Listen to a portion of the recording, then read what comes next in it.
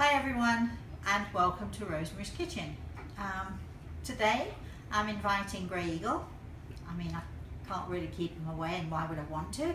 But I'm also going to invite my daddy into the kitchen with me, and hopefully as I'm cooking I'll be listening to them both and I'll be hearing their comments, and if I make a mistake they're going to let me know all about it. So today we're making chocolate shortbread. We also have the ice maker in the background, so excuse all the noises. And of course we have Cachorro the puppy, who is wandering around. Alright, so today we're going to make chocolate covered shortbread. Now I'm making this recipe particularly and most especially for my grandson Reese.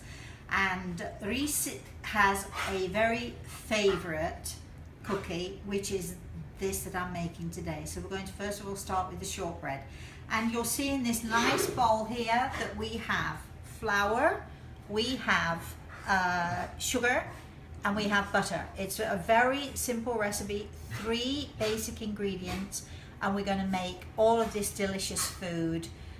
We have to excuse the sniffling of the puppy, but anyway, here we are. We're going to make all this delicious food. We're going to put it in this mixer.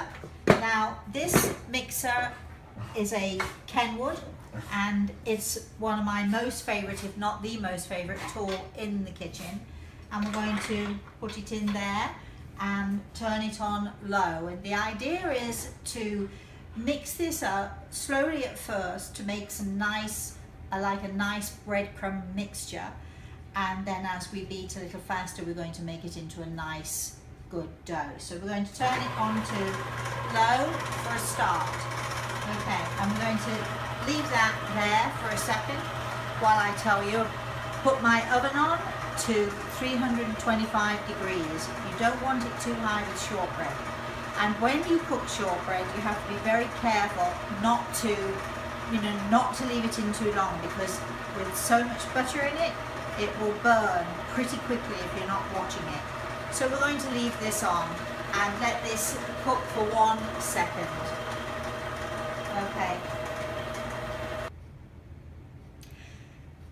So we've started off with the breadcrumb mix, and I did say earlier, leave it to cook, and I really meant leave it to mix. So now I'm getting this nice dough. I don't know if you can see that in there, but it comes to a nice, soft, doughy mixture. I'm trying to get as many of the crumbs out as I possibly can, because this is my favorite too, and this is just, we don't want to leave anything in there. So all right, and we have a floured board, so I'm going to squish it a bit.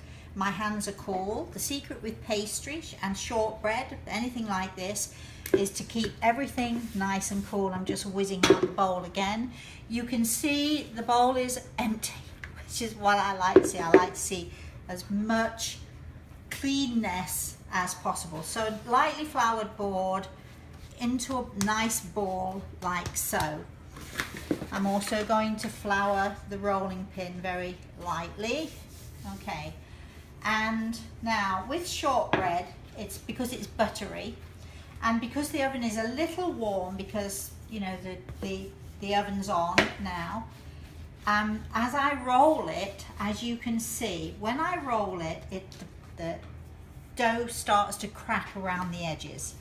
I'm rolling it very lightly, remembering to flour the rolling pin, but as I roll it, you can see around the edges it cracks, and so just turn it in with your fingers like so, and just keep rolling very nicely. We want to roll this to about a 1/4 inch or thereabouts, and this is just perfect. So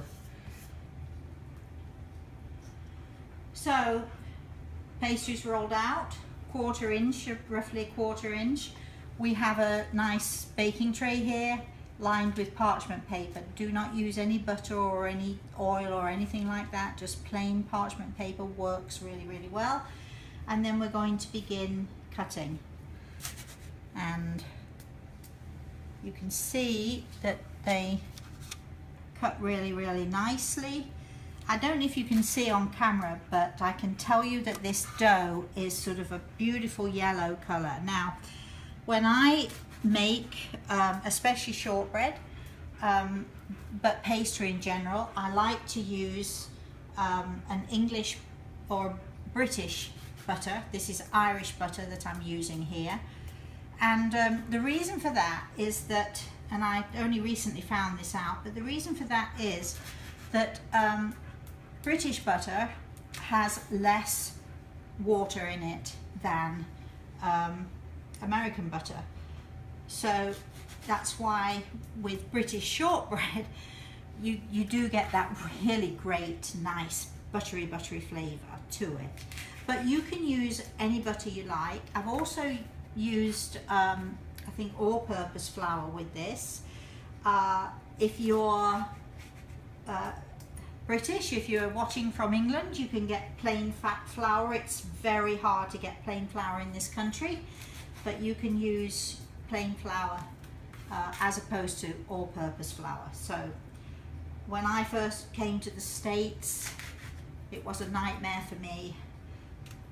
Going to any supermarket was just, it took me hours to figure out what the difference was between the American products and the British products. But here I am all these years later, gosh, almost 20 years later, and I think I figured it out. I still do scratch my head from time to time.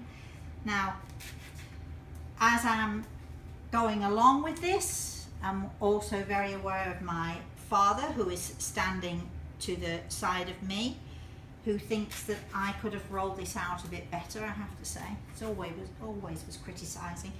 But he's not so much criticising, but giving me some good advice. Now I'm going to scoop up all the pastry up, and because I'm not going to miss any of this, I'm not going to miss out. And as long as you handle it quickly and carefully, and not let this get too warm, put a little bit more flour down on the board. As long as you don't let it get too warm, you'll find that, you know, the second rolling is just as good as the first. So you really won't taste any difference. Now, how many cookies have we got on there?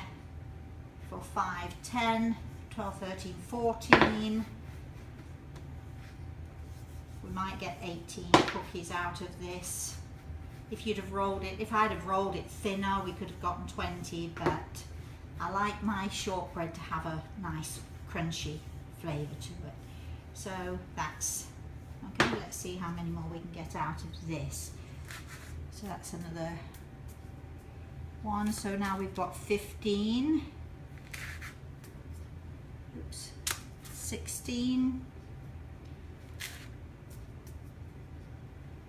17, 18, do you know, I might just get 20 out of this, which is about right. And again, now it's the third rolling. Again, be very quick with this. Don't let it get too warm in your hands. There we go. And third and final rolling. We just need 2 more. Are we going to get them or not? What do you think? It's like, could it be possible that we get 2 more cookies out of this dough? I'm going to try. Now we've got 1. And look at that. We just got, so there's 20 cookies. Now you sort of spread them, a little bit of space between each one. They really won't spread a great deal, if at all.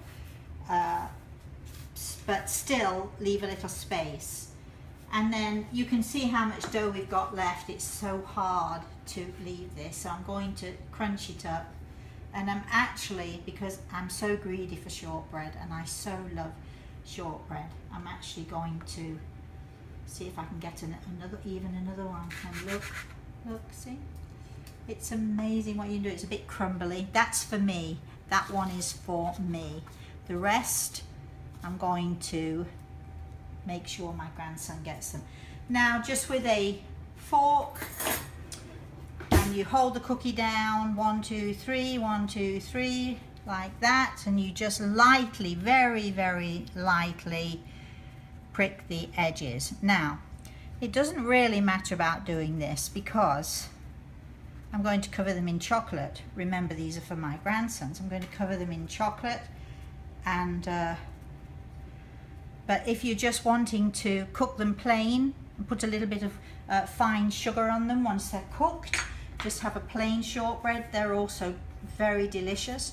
Sometimes I'll chop up nuts and put nuts on the top. You can do amazing, amazing things with shortbread, and there we are. And it's so simple and so easy to do. I'm going to put this in a 325-degree oven for about 20 minutes, but I'm going to watch them carefully because, as I said to you earlier, shortbread browns really, really fast once it's brown. You don't want to get too brown. Okay, so that's that.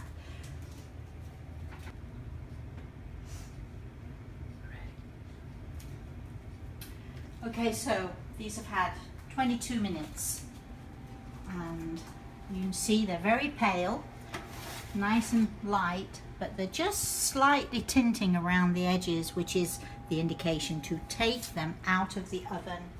And then I'm going to just slide them straight from the baking sheet. Just that one little one that I shouldn't be eating. And straight onto the cooling tray. So we're going to let them cool for a few minutes, and they look good. They smell fabulous. If you could smell this kitchen right now. Now, in the meantime, what I did was I put a pan, small pan and a small bowl. In there I put 5 ounces of chocolate, and I use Ghirardelli. I never know if I say that right or not, but anyway, Grey Eagle seems to think it's a fine way. And in here, if I can just take it out, you can get the camera, you can see just in the bottom there, about 1/3 fill. I filled it with water, boiled it up, put the chocolate in the bowl. When you do this, just make sure that the bowl does not touch the water. So you have to have the bowl away from the water, boil the water up, take it off the boil, leave the chocolate to melt. So that's melting, and that's also cooling a little bit as well. And as soon as these cookies are nicely cooled, we will cover them with chocolate. Okay. All right, this is the best part of cooking with chocolate shortbread, because you can see here the chocolate is nicely melted, and there it is, like this. The cookies have cooled. I've even got my little extra piece that I couldn't resist making, and I'm definitely going to cover this because this one is mine. Now, I will tell you as we go along, these are so good for freezing. You can freeze them even with the chocolate on, and I'm actually making these now, believe it or not, for Christmas. And what is it? We're in the middle of September, so these will keep, hopefully, as long as I don't keep taking them in and out of the freezer, they will freeze, and they'll be great for Christmas when I'm going to put them in a bag and put them on a plane and take them with me to my grandson. I might actually send them to him before Christmas, which means I'll just have to make more. But just a heads up, shortbread freezes beautifully. So now this is what we're going to do. It's the best part of it, especially if you're a little boy wanting to lick your fingers afterwards. And I have some great video of my grandson helping me to make chocolate shortbread. He gets it over his fingers, all over his mouth, and of course in his tummy. This size of a cookie is, I think, a 2-inch, from a 2-inch cutter, and 6 ounces of flour, 2 ounces of sugar, 4 ounces of butter makes 20 of these. All right, so we dip them in very nicely. Ooh, delish, there we go. And it's so easy. You can already see I'm getting my fingers messy. Okay, let's keep going. I'm going to leave them on here, and when I finish them all and they've set a little bit, if there's any chocolate left over, I'm a great one for double chocolate, I shall dip them in again. So we shall keep going. This is in here, I do believe, I'm not sure if I've already said, I think I put in 5 ounces of Ghirardelli chocolate, and it's the bittersweet. You can do what you like with it. Shortbread. I have a recipe for Parmesan, savoury shortbread. That one dipped in all by itself, almost fell in, which we shall be doing in the recipe book. We might even be doing it before Christmas. With shortbread, it's really delicious if you chop up some nuts very finely, and before you cook them, you can put them onto the dough and press in very slightly and then cook them. The nuts become nice and toasted, but they give a nice crunchy effect to the shortbread. My daughter's favourite shortbread is almond shortbread, and we'll be doing that recipe at some point in the future. You can coat these all the way across, as I do. You can coat them halfway. Halfway would be kind of like, oh, well, it's almost full, but anyway, there we are, you get the idea. A lot of people think that they are too rich with anything on them, so plain shortbread. And what you would do if you didn't want to coat them with anything or put anything on them, what you would do is you take them out of the oven, put them on the cooling tray, and before they cool, when they're still nicely warm, you would sprinkle about an ounce, probably is what you would need for this amount of cookies. So about an ounce of fine sugar, as in England we would say caster sugar, and you sprinkle that on while the cookies are still warm. Then the sugar adheres a little bit to the cookies, melts a little bit on top of the cookies. Now you can see how quick and easy and yucky this is. I'm so chocolatey. You know what I'm going to do with these fingers? Once I'm off camera, I'm going to be licking my fingers. And there you have it. There's a little chocolate left. So I'm going to let these set, let them cool down. Look at that, don't they look good? And then I'm going to, once they've set a little bit, I'm going to finish off the rest of this chocolate. I'm going to dip them in again. So we've got a nice thick layer of chocolate. As I say, you don't have to do that. You do whatever you like with shortbread. You can play with them however you like. If you want to sandwich them, I would suggest you make them a little bit smaller than this, and then you'd make either a buttercream or a chocolate buttercream, and you squeeze them together so you've got a nice chocolate shortbread sandwich. You can also take this entire amount of dough and make one big cake. If you're going to make one big cake, don't forget to prick the cake on the top and then score into pieces so that once it's cooked, you can actually break the shortbread off. But that is the very typical way of making Scottish shortbread, making it into one big cake and sort of making it look delicious like that. So here we go. Thank you for visiting me in my kitchen. I'm saying thank you to Grey Eagle, of course, always. Thank you to my daddy, who's looking forward to helping me lick my fingers. He's going to just savour the taste of that chocolate. He's much more of a savoury guy than he is a sweet tooth. But, so thank you all. Thank you to the spirit world. Remember, when you're in your own kitchen, you can be all by yourself, but you're never by yourself.